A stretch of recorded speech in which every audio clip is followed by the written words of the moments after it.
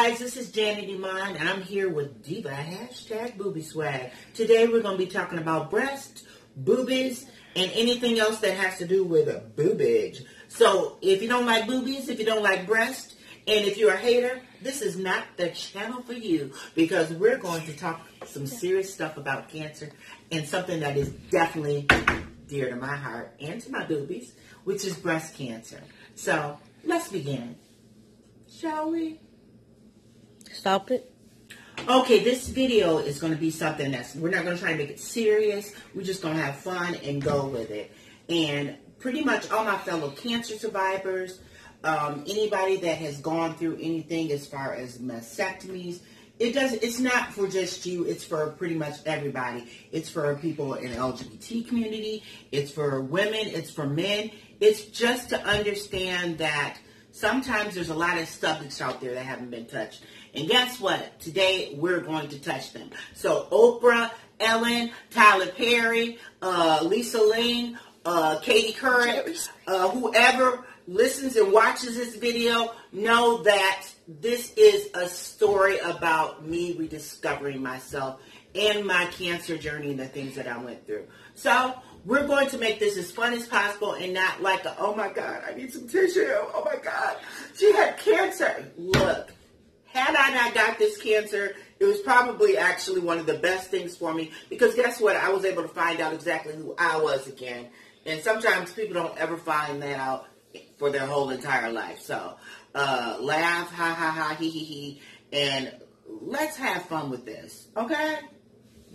Okay, this is MINXZ. MINXZ said he had to be in the video too, so he's my baby. He's my little comfort baby. And so anyway, the thing is that I want people to know that the way that you see me, I was not born like this. Yeah, in fact, all this Maybelline, he's going to lick all of it off anyway. Aren't you? Okay. All right. Oops, don't get the weave. That's going to put fiber in the dye. All right, baby. But anyway, the way that you see me, I'm going to say, is not the way that I was born. Oops. Let me close his ears so he doesn't listen. His mommy's not really a mommy. Oh, gosh, he's getting upset about that. No, I never lied to you, baby. But your mommy wasn't born a mommy. She was born a boy. But she's not a boy anymore. She's a woman. And a woman that had a mastectomy and got her breast removed, which is something that most people have not actually addressed, as someone that is transgender that's had their breast removed. Oh, I get kisses now? Oh, are you upset with me? Are you a homophobic dog? Did you vote for Trump? How dare you, puppy? You know Mommy didn't tell you to act like that. That's shit. How dare you? Oh, there he goes. Okay, well, since we've got that all taken care of and talked about things, now it's really time to pour the real tea. I have just a little slight little sip. Sip. Okay. Let's start a slight sip of this tea. Okay. For all my transgender brothers and sisters, to people who are out there, look, let me tell you something, okay? A lot of the young kids that are going to be coming up that are going to be transgendered, you're going to want to do things really fast. You're going to want to get your breast fast. You're going to want to become a woman fast and do everything so that, you know what, you can be who you want to be. And a lot of times there's a lot of ways that we go about doing it. Sometimes they're the right ways and sometimes they're the wrong ways. But the reason why they are is because a lot of times we can't afford to get money and get the people to help us to get the things that we need to do to be the women that we want to be, or the men that we want to be, with the transgendered men too. So I say that to say this because when I started my journey, I had a doctor that was from Atlanta, and he came and he did a lot of the girls. And by the girls, I mean girls like myself, transgendered women that wanted to be women. So he did silicone work. He was awesome, and I loved him. Can't say what his name was, but he was awesome, and I loved him, and he was awesome. But the thing is that you're going to have a lot of people that are going to be able to do work with silicone, and you're going to get silicone injections and things. And that's how I started out and started my journey as far as, part of my journey as far as being Janet. I mean, it took me a long time to figure out exactly who I needed to be, who I wanted to be, because I remember when I was little, we would see things on TV with like drag queens and transgender people. And I remember one of my family members telling me that if they ever saw me do something like that, they would walk on the stage and shoot me themselves. Yeah, I was told that. And it stuck with me, so for a long time I didn't do drag. But the thing is that I want to say this, is that try to go to someone and find a doctor where you can get your hormones and your prescriptions and get your shots to become that woman that you want to be.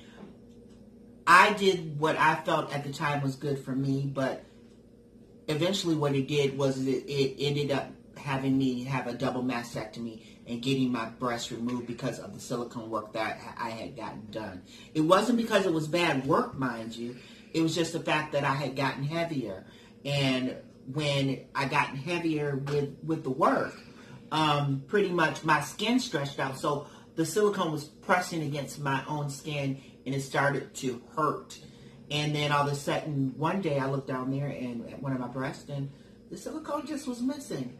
Once I went on this journey, and I guess I should probably tell you a little bit more about the journey that I went on.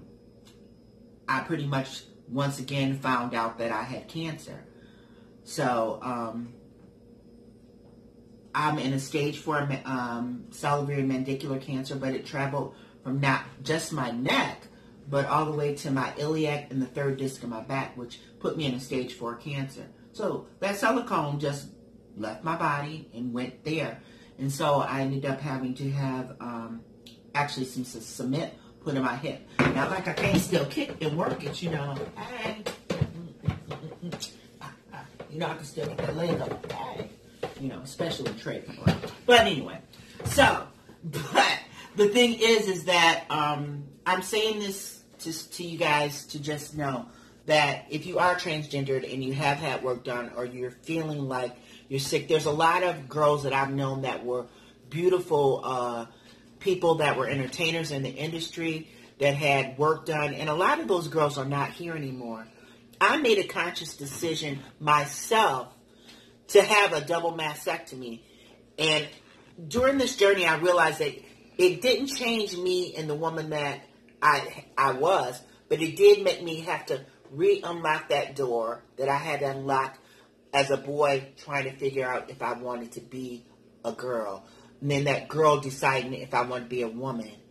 And then now, once again, with me having a mastectomy, once again, I had to figure out, because society has a habit of putting labels on us. They can say that you're a drag queen, or a cross-dresser, or a transvestite, or a transsexual, or a transgender person. But they put all these labels on you because guess what? People put labels on things that they don't understand. And the best thing that I can tell you is, honey, learn to understand yourself and learn who you are. Because it took me a while to, once again, take and unlock that door and figure out exactly who Janet Iman was after I had the double mastectomy. But you know what? The thing that I learned is that I'm still Janet Iman. When the day is over with, I have a beautiful dog. I have a beautiful cousin that I live with. I have a great family when they ain't acting up, because you know what? They cut up sometimes. And you know what?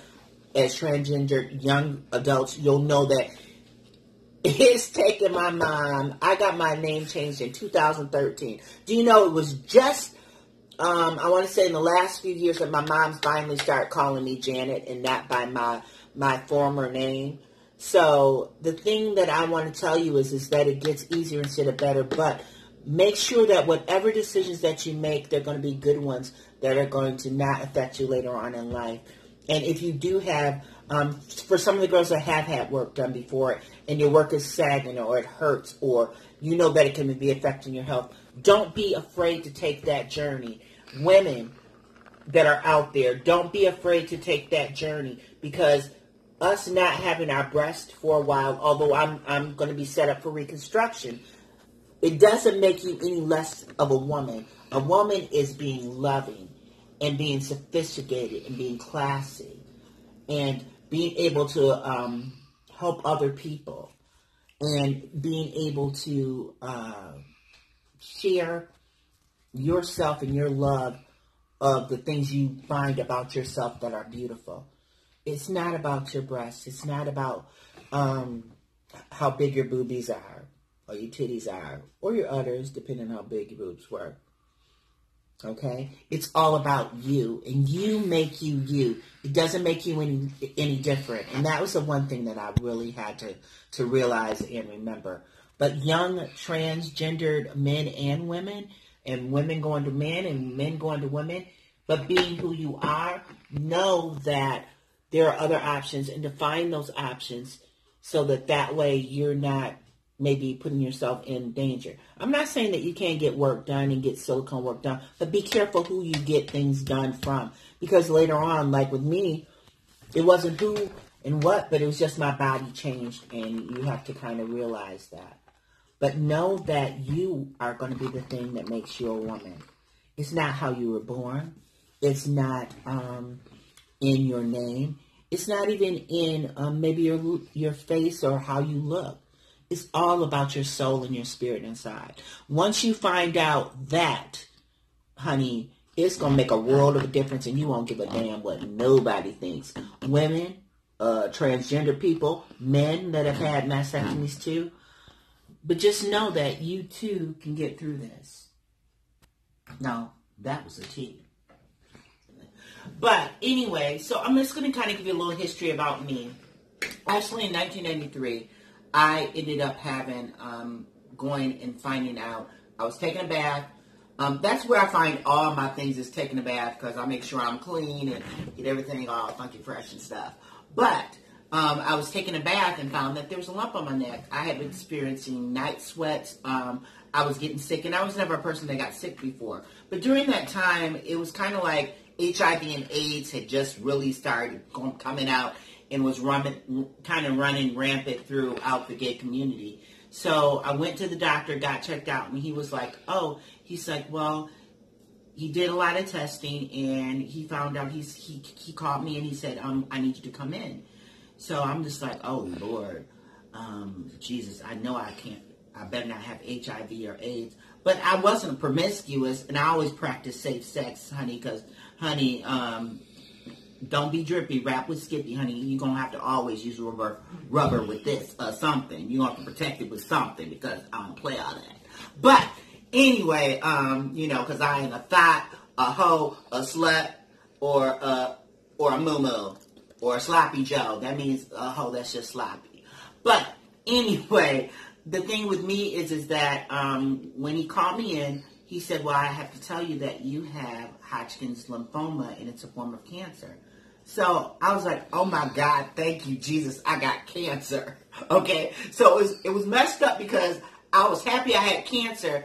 I knew I had really put myself at risk with AIDS, but with HIV and AIDS being so like, oh my God, and being the stigma, I was like, oh yay, I got cancer. I ain't got no HIV, no AIDS, hallelujah. And it had such a high percentage as far as the cure rate. I was like, ooh, good, I lucked out, I got cancer, yay. But truly, I went through a lot. I did my chemo first and my radiation. I lost a ton of weight. I used to be like a size 8. It was lovely. I could throw on whatever I wanted to and be like, ooh, a shirt, cute. Ooh, this, boom. But for the first time, I felt embarrassed to lose weight. And then I also did my radiation that summer, too. I just started kind of getting my career off as far as doing drag and female impersonation. And so it was really crazy, because I had to do all my shoot, what the hell am I trying to say? My radiation actually during summer. So the whole summer, I had to be there every single day to get this radiation treatment done. So I was in remission for 21 years before I got this cancer.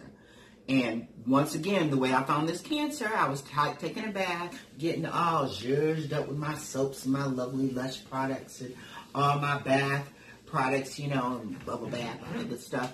And I felt a lump on my neck. I'm like, oh shit, a lump. Great, here we go again. But anyway, went to the doctor, had testing done. And at the time I was working as a leasing agent, actually an assistant apartment property manager for a company. And pretty much once they found out that I had cancer, they gave me my actual boss was not there, but her boss came in and said, you know, we're going to have to let you go. And it's probably because they didn't want to pay me the insurance. And it was devastating because here I found out I had cancer, and then they fired me. And they gave me severance pay because they should have. I had never been late. I didn't even take my appointments. Like, I didn't even do my appointments like I did them before and after work. So then I went through the cancer journey or whatever like that. Found out that I had salivary mandibular cancer. But I had a problem with the doctors at the hospital. I live in Grand Rapids, Michigan, and there's a big hospital chain. It's called Spectrum Health. And there's a lot of beautiful people. My radiation was wonderful. I had wonderful people in the radiation department. But my main doctors that I had and a psychologist, they treated me, once they saw that I was a male on there, like I had a pariah. And my appointments kept getting canceled. I had a lot of issues. I ended up eventually switching to another doctor that I love now that I have, and he's been wonderful. But, I mean, the discrimination that I experienced this time, because before I was a boy going through cancer, this time was transgender. It's funny how people know just from what it says on a piece of paper, because they wouldn't have known anything had they not looked at my chart. And people don't realize that the way that you treat people, it really mentally takes a toll and effect on you. It was so bad, they canceled my appointment so much, I was a half an hour from one appointment, okay? And I was actually about 15 minutes away, but I was going to be probably maybe 15, 20 minutes early. Half an hour before my appointment. They called and canceled my damn appointment. And I was almost there, I would have been there in 15 minutes. And didn't say anything about it. You know, it was that sort of thing. I got so upset one day that I literally had a round table. See how this is round table, but imagine this being double bevel glass. That I took this glass that I got. In fact, hold on for a minute, because I'm going to show you. Just keep the camera right. Look, you lucky you ain't get paid for this, because you be fired. I told you not to do this. I'm having another mental breakdown. No, just kidding. But that's how it was, for real. But anyway, I took a glass like this, and I just threw it across the room because I was so angry and I was so upset. And so this, imagine the bevel glass being a round table like this and about this thick. And then all of a sudden, the glass table broke in half. But the glass didn't. It just stayed on the floor. But it broke my table. But you know what? I felt so much better. It wasn't even funny. I was pissed the table was broke. But I had so much frustration and anger in me. I mean, it was freaking crazy. But the thing that I can say that was positive about this cancer journey is I'm glad now that I did end up getting cancer, because it got me back to being positive, because I was always sitting there and I'd be just like, oh my God, what's going to happen next? Oh gosh. And I was so scared that they were going to fire me from that job that I created it, because I kept on saying, ooh, I can't miss a day. I can't do anything. My doctor told me to stay off of work for a couple weeks. Did I? No. I went right back to work. I had the thing on that Friday as far as the surgery. That Tuesday I went back to work. And so what I want to say is this, is that it was one of the best things, because it really got me to focus on what I want to do for my life again. But it got me to realize about being positive and using things like manifestation and using the law of attraction, and always making sure that you're saying positive things. Anytime, and one of the people on YouTube, I'll have to find out who she is, but she taught me something to do. Whenever I think something negative, I'm like, oh my God, I hope that, let's say you're driving and you're thinking, oh gosh, I hope I'm not going to be late and there's a train or something coming. What she taught me to do is whenever I think of something negative, I think, what am I manifesting? And then I'll think I'm manifesting good health, love, abundance, wealth, peace, prosperity, good health, you know. And when I think about those things, it deflects you from thinking that negative stuff, because I really realized that I was a person that I sabotaged myself, and my cancer probably came back because of all the things that had happened to me in my life. From when I was a kid, having things with my family, with them not accepting who I was, with relationships, dating, jobs, just trying to survive and make it.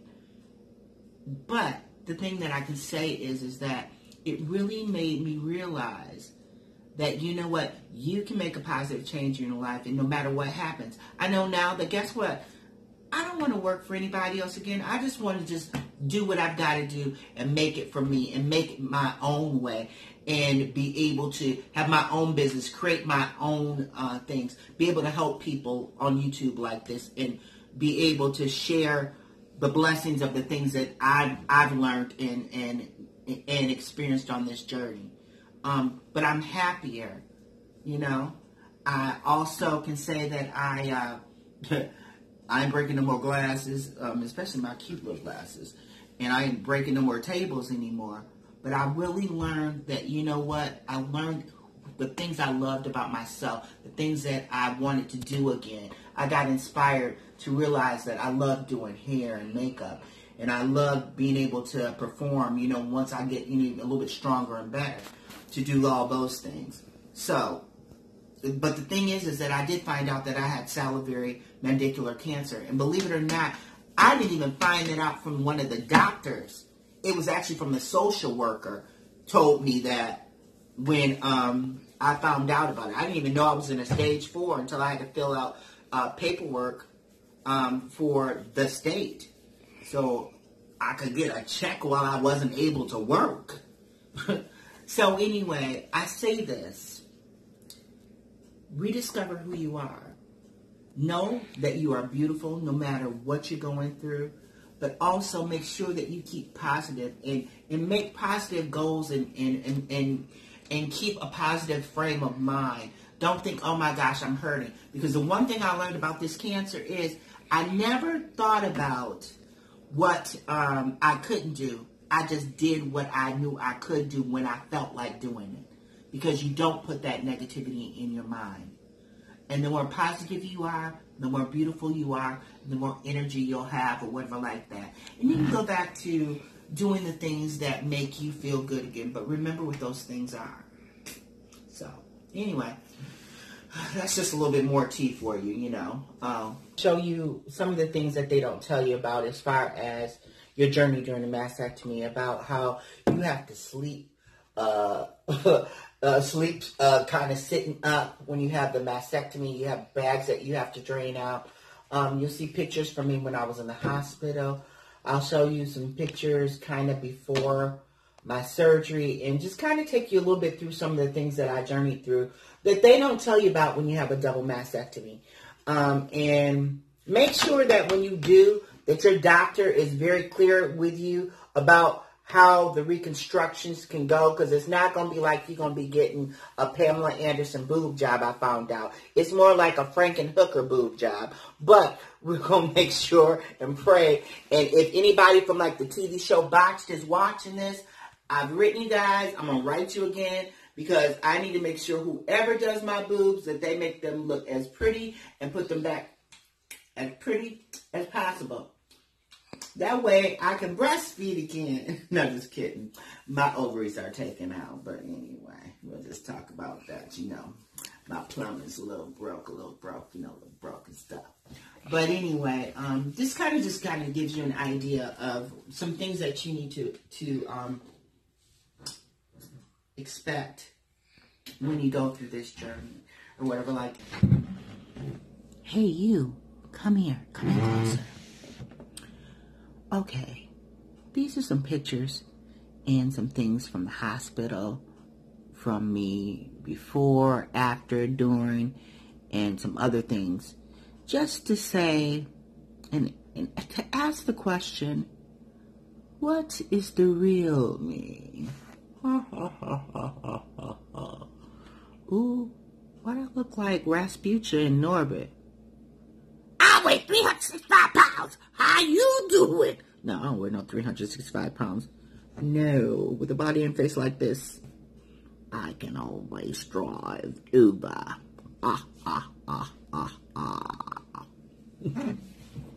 This is Janet. I am in the hospital. Anybody that questions it or doubts it, I'm in the hospital. I just had a mastectomy, just had breast surgery. I am in a stage 4 breast cancer. I thank everybody that has sent out messages, love, support, everything else. When you're in the hospital, you don't have to look like you're in the hospital, because I'm not. I'm always going to represent the gay community and LGBT community and make sure I don't come in here looking like messy tranny mess, hot mess. That's not me. Love you guys. Thank you for all your love and support. For all the other sisters out there, I just want you to know that I love you and I send positive energy your way. For everyone that's had cancer, that's lost their breast, that's been through a lot, know that we are survivors. We're strong. We don't have to look like we're sick just because we are.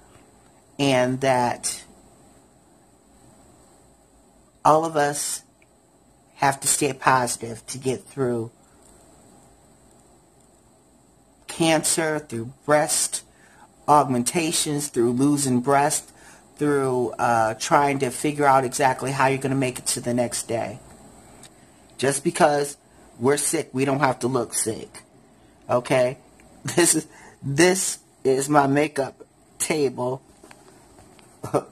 of me here at the hospital getting myself together. Now, it may have took me a couple hours to get myself together, but you know people are going to be coming and looking at you and doing everything else too. Well, it's me. I just got done meditating and praying because I had to do something. Not trying to show my face because I look a hot mess right now. But this is my chest. And these right here are my drainage tubes. So every night what I have to do is take these drainage tubes when you have a mastectomy. My boobies are gone. This wrapping is not the best. Okay. I'm a lover, not a rapper. But anyway.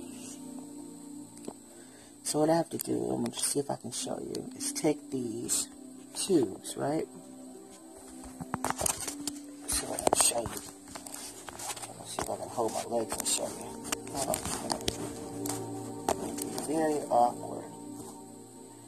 To take this, I have to take and drain all the fluid that is coming from my chest. Take and stretch this out. Okay. Put it into this tube. So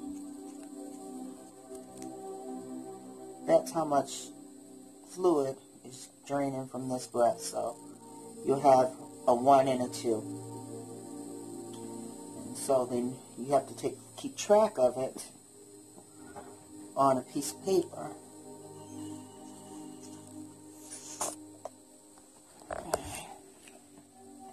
Okay,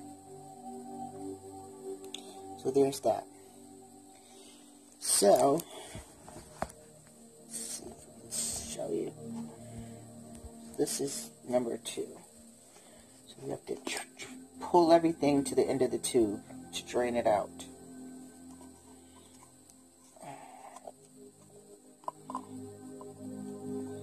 Yesterday I went to the emergency because I was having chest pains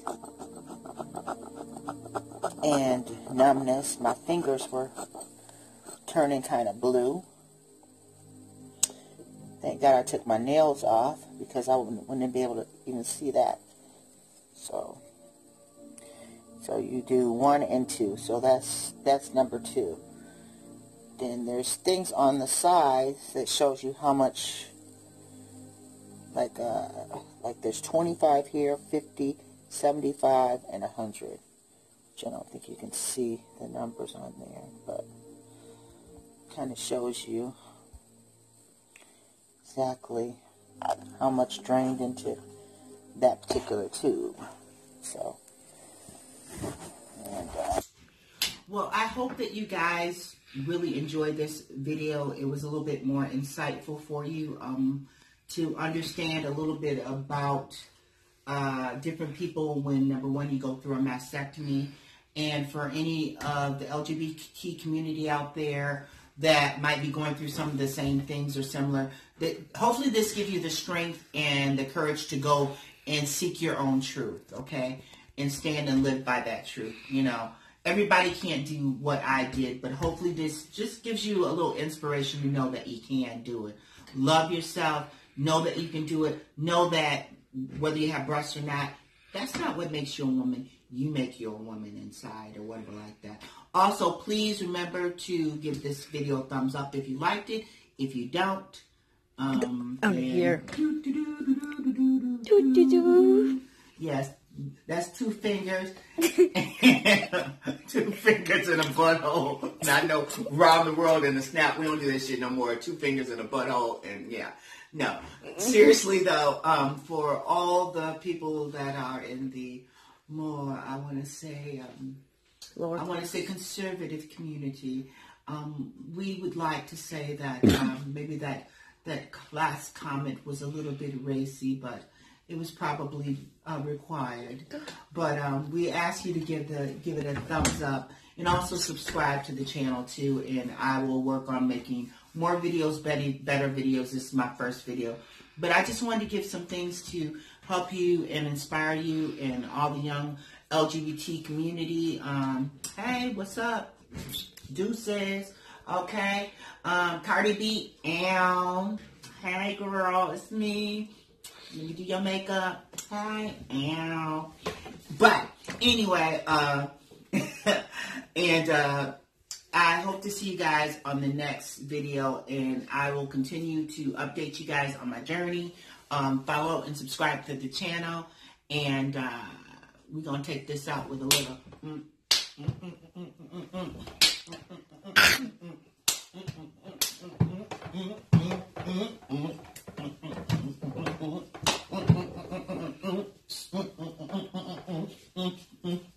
Hashtag booby swag, diva booby swag. Oops, my earring came off, but hashtag that diva booby swag, swag. Don't call me no oops. Well, hashtag diva booby swag. Don't forget it. Subscribe, like it, comment, and I love you, and we'll see you next time.